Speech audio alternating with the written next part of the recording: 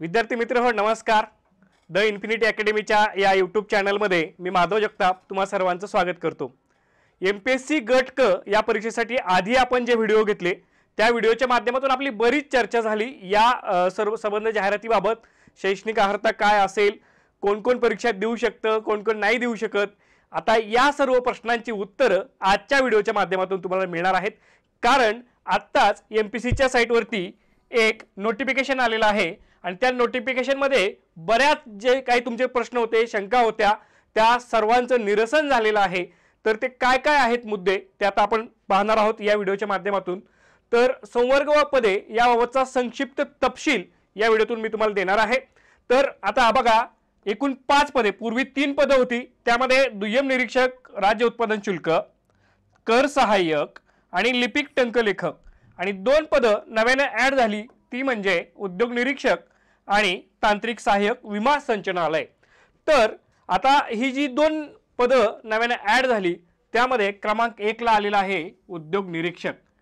कारण का तर त्याची जे ग्रेड वेतन आहे किंवा वेतन बँड जो आहे तो बघा 35,400 ते 1,12,400 इथपर्यंत आहे, अधिक महागाई भत्ता व नियमाप्रमाणे देय भत्ते।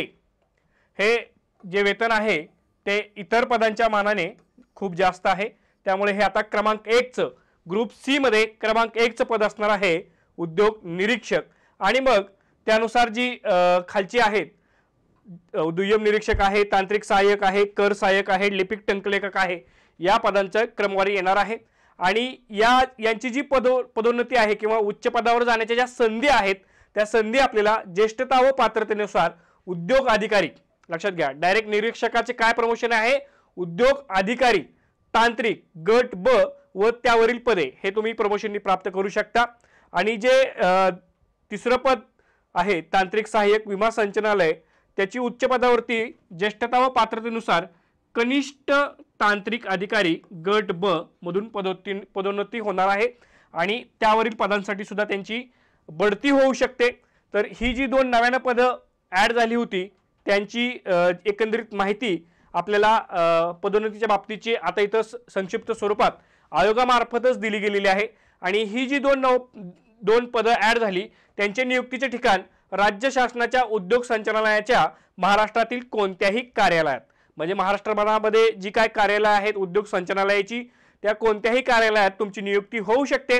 आणि जे तांत्रिक सहाय्यक हे जे पद ऍड झालेलं होतं विमा संचालनालयातलं, राज्य शासनाच्या विमा संचालनालयातील महाराष्ट्रातील कोणत्याही कार्यालयामध्ये तुम्हाला नोकरीची संधी उपलब्ध होऊ शकते। पुढचा अधिक तपशील आपल्याला बघून घ्यायचा आहे, तर याची जाहिरात लवकरच येऊ शकते।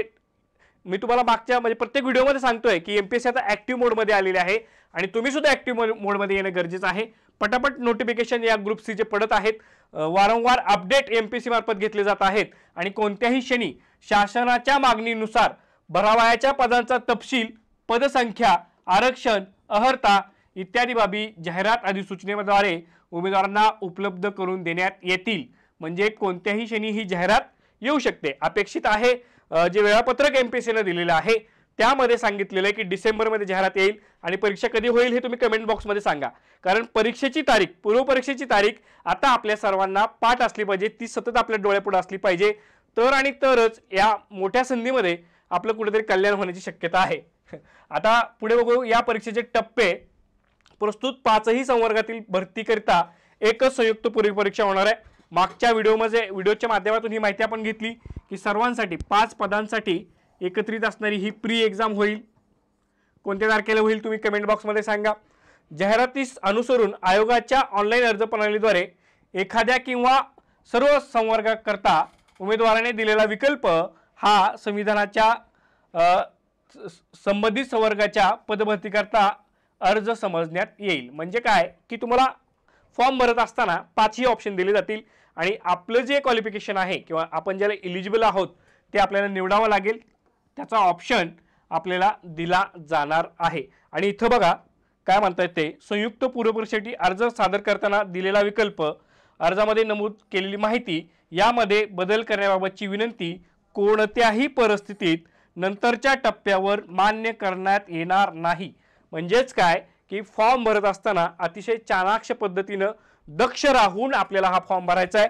जे विकल्प आपण निवडणार आहोत ते व्यवस्थित आपल्या अर्हतेला अनुसरून आहेत का, त्या अनुषंगाने ते विकल्प आपल्याला निवडायचे आहेत। संयुक्त पूर्व परीक्षेत अर्ज करताना दिलेला विकल्प तसेच भरावयाच्या पदसंख्येच्या आधारे संबंधित संवर्गाच्या मुख्य परीक्षेसाठी पात्र करावयाच्या उमेदवारांची संख्या निश्चित करून सामायिक पूर्व परीक्षेच्या आधारे तीनही पदांकरिता स्वतंत्र निकाल जाहीर करण्यात येईल। आता इथं परत त्यांची मला वाटतं प्रिंट मिस्टेक राहिलेली आहे, तीनहीच्या ऐवजी इथं आयोगाने पाचही असं करायला पाहिजे। पाचही हे सेपरेट कट ऑफ्स लागतील पाचही पदांचे, जुनीच बहुतेक ते आलेले असन म्हणजे मिस्टेक असू शकते, तर इथं पाचही आहे हे कन्सिडर करा। सांगण्याचा मुद्दा तोच आहे। सर्व संवर्गाकरिता मुख्य परीक्षेचा पेपर क्रमांक 1 सामायिक असेल। आधीच आपलं डिस्कशन झालंय, मराठी आणि इंग्रजीचा पेपर पाचही पदांचा सामायिक असेल।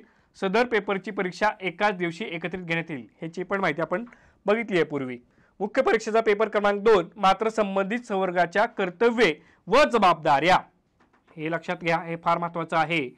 जबाबदाऱ्या विचारात घेऊन स्वतंत्रपणे घेण्यात येणार आहे आणि त्याचा सिलेबस या दोन्ही पदांचा उद्योग निरीक्षकाचा आणि तांत्रिक सहाय्यकाचा सिलेबस मागच्या व्हिडिओमध्ये आपण बघितलाय, तो आपल्या चॅनलवरती उपलब्ध आहे। तो डिटेल सिलेबस तुम्ही पाहू शकता। आणि ही जी बाकीची 3 पदं आहेत त्याचं तर सर्वश्रुत आहे, आधी आयोगाने डिक्लेअर केलेल्या आहे, त्या परीक्षा सुद्धा झालेल्या आहेत, झालेले क्वेश्चन सुद्धा अवेलेबल आहेत। आता वयोमर्यादा हा एक महत्त्वाचा मुद्दा आहे।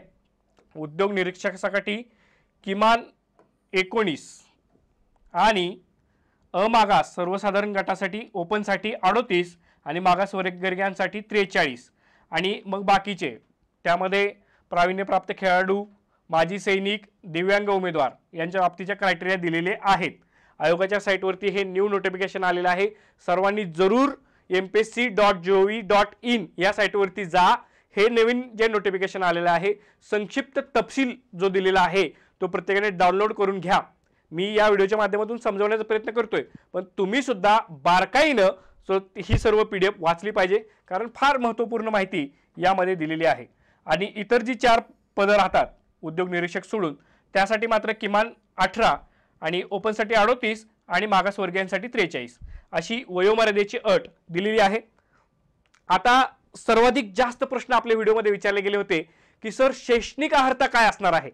सगळ्यांचा एकच प्रश्न कमेंटमध्ये एकच, सर शैक्षणिक अर्हता या उद्योग निरीक्षक पदासाठी काय असणार आहे। आता इथं स्पष्ट केलं आयोगानं, अधिकृतरित्या दिलेलं आहे। आपण मागे जी शक्यता वर्तवली होती ती शक्यता मात्र आता खरी झालेली आहे। जी आपण शक्यता वर्तवली होती त्यामध्ये आपण म्हटलं होतं की उद्योग निरीक्षक गट क संवर्ग वगळता इतर सर्व संवर्गांसाठी मान्यता प्राप्त विद्यापीठाची पदवी किंवा महाराष्ट्र शासनाने पदवी समतुल्य म्हणून मान्य केलेली अर्हता, म्हणजे जनरल MPSCच्या बाबतीमध्ये जो क्रायटेरिया पदवीचा तोच इथे सुद्धा असणार आहे। मात्र या उद्योग निरीक्षकाच्या बाबतीमध्ये इतर त्यांनी स्पष्टीकरण दिलेले आहे की याची जी शैक्षणिक अर्हता आहे संवैधानिक विद्यापीठाची अभियांत्रिकी मधील पदवी, अभियांत्रिकी म्हणजे इंजिनिअरिंग असावं, परंतु त्यात परत अजून अपवाद केलेला आहे स्थापत्य अभियांत्रिकी तसेच स्थापत्य अभियांत्रिकीमधील विषयांच्या गटाशी संलग्न असलेल्या वास्तुविद्या, नगररचना इत्यादी विषयांव्यतिरिक्त,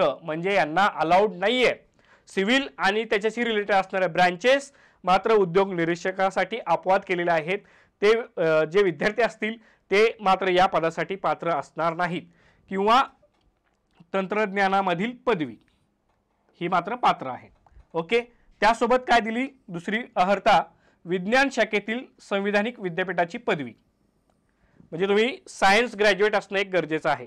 आता परत इथं संदिग्ध होतोय आपण की मेडिकल विद्यार्थ्यांच्या बाबतीत काय, आता बॅचलर ऑफ सायन्स इतकंच दिलेलं आहे त्यांनी, मग तुम्ही बॅचलर ऑफ मेडिकल सायन्स आहात का, आता त्याबाबत परत संभ्रम निर्माण झालाय। पण माझ्या मते ज्यावेळेस आपण आपली प्रोफाईल अपडेट करतो, प्रोफाईल अपडेट केल्यानंतर ज्यावेळेस आपल्याला अर्ज करायची वेळ असते त्यावेळेस आपल्याला ऑटोमॅटिकली आता येतं की तुम्ही एलिजिबल आहात की नाही। त्यामुळे प्रत्येकाने MPSCच्या साईटवरती जाऊन अगोदर आपली प्रोफाईल, आपली शैक्षणिक जी एलिजिबिलिटी आहे ती अपडेट करा आणि ती केल्यानंतर ज्यावेळेस या गट क ची जाहिरात येईल त्यावेळेस ऑटोमॅटिकली आपण एलिजिबल आहोत की नाही हे कळणार आहे। इथं 2 गोष्टी स्पष्ट आयोगाने केलेल्या आहेत, अधिकृतरित्या सांगितलेलं आहे। ही 2 अर्हता असणारेच विद्यार्थी तुम्हाला उद्योग निरीक्षकासाठी पात्र होणार आहेत। म्हणजे तुमच्या सर्व शंकांचं निरसन आता या व्हिडिओच्या माध्यमातून होईल। पदवीच्या शेवटच्या वर्षाच्या परीक्षेत बसलेले उमेदवार पूर्व परीक्षेच्या प्रवेशासाठी पात्र असतील। जनरल एमपीएससी मध्ये जो क्रायटेरिया आहे अगदी तसाच क्रायटेरिया आहे, काही चेंजेस तिथे केलेले नाहीत। परंतु मुख्य परीक्षेकरता अर्हता प्राप्त ठरल्यास म्हणजे समजा तुम्ही प्रीलिम क्वालिफाय झाला, चांगली गोष्ट होईल, पहिल्याच अटेम्प्टमध्ये तुम्ही प्री क्रॅक केली या ग्रुप सी ची, तर मात्र मुख्य परीक्षेच्या प्रवेशासाठी विहित पद्धतीने आवश्यक अर्ज माहिती सादर करण्याच्या अंतिम दिनांकापर्यंत पदवी परीक्षा उत्तीर्ण होणे अनिवार्य राहील। लक्षात घ्या, तुम्ही ग्रॅज्युएशनच्या लास्ट इयरला आहात आणि तुम्ही पात्र झाला, प्री क्रॅक केली, तुम्ही पूर्व परीक्षा पास झालात, परंतु मुख्य देण्यासाठी मात्र तुमची पदवी पूर्ण असणं आवश्यक आहे। हे सर्व याच ग्रुप सी साठीच नाही तर इतर सर्व पदांसाठी सुद्धा ही अर्हता अशी असते।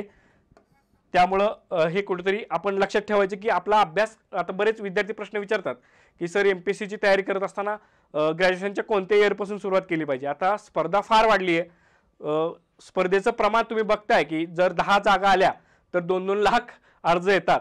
तर आपली तयारी जर तुम्ही ग्रॅज्युएशनच्या फर्स्ट इयरला असाल तिथपासून सुरू करा, अर्ज करायला तुम्ही थर्ड इयर पासून पात्र होताय।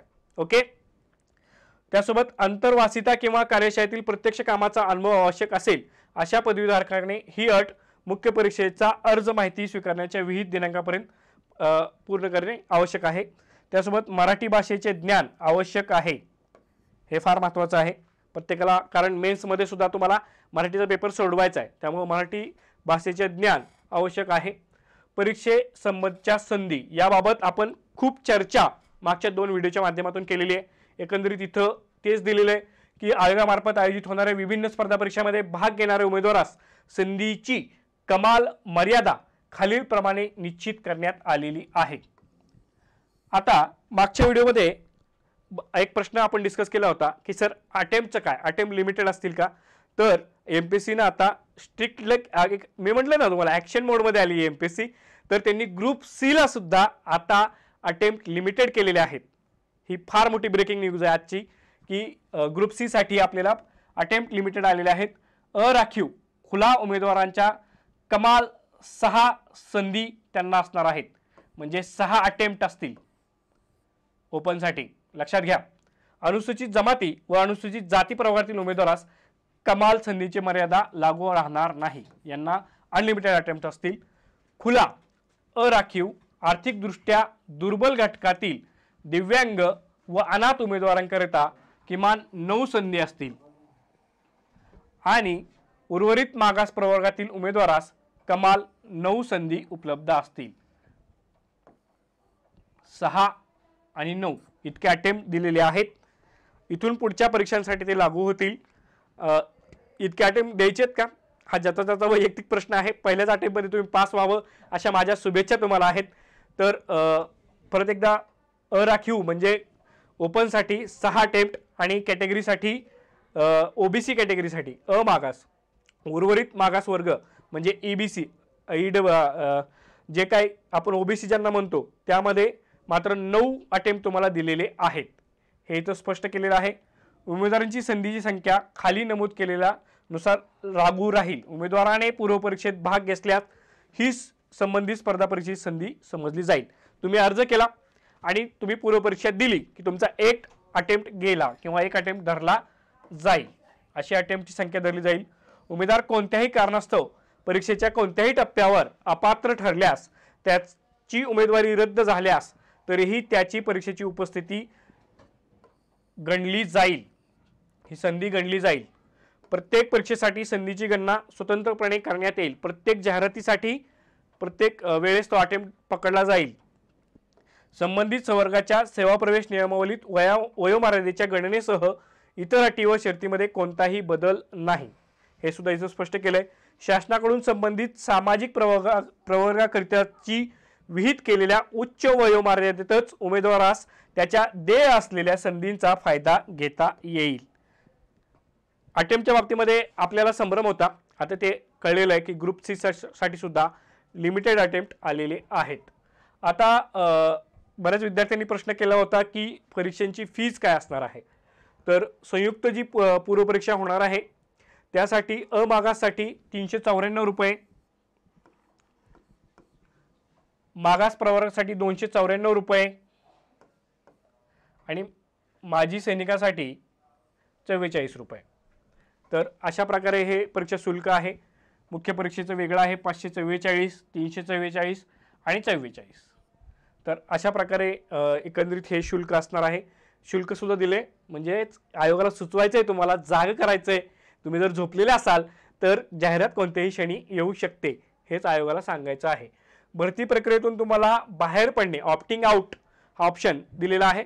म्हणजे पूर्वी आधी जर तुम्ही त्या पदावरती कार्य करत असाल आणि जर तुमची परत निवड झाली त्याच पदावरती, तर हा एक चांगला निर्णय आयोगामार्फत घेतला गेला आहे. तर विद्यार्थी हिताचा हा निर्णय मी म्हणेल, कारण यामध्ये काय होतं की एकाच पदासाठी जर तुमची दुसऱ्यांदा निवड झाली तर तुम्ही स्वतःहून त्यातून बाहेर पडू शकता आणि दुसरा कोण जो विद्यार्थी आहे त्याला मात्र ती संधी ओपन होते आणि हे खरंच खूप चांगला निर्णय ऑप्टिंग आउटचा झालेला आहे. तर इथे सुद्धा तो लागू असणार आहे. तर एकंदरीत या ग्रुप सी या पदाकरिता जर तुम्हाला आणखीन काही माहिती हवी असेल तर तुम्ही आमच्या टेलिग्राम चॅनलला जॉईन करा.